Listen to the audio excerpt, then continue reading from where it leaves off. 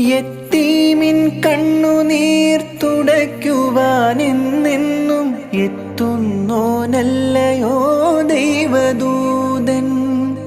യത്തീമിൻ കണ്ണുനീർ തുടയ്ക്കുവാനെന്നെന്നും എത്തുന്നോനല്ലയോ ദൈവദൂതൻ.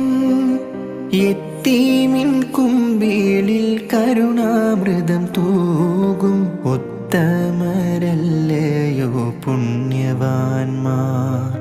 യത്തീമിൻ കുമ്പിളിൽ കരുണാമൃതം തൂകും ഉത്തമരല്ലയോ പുണ്യവാന്മാർ.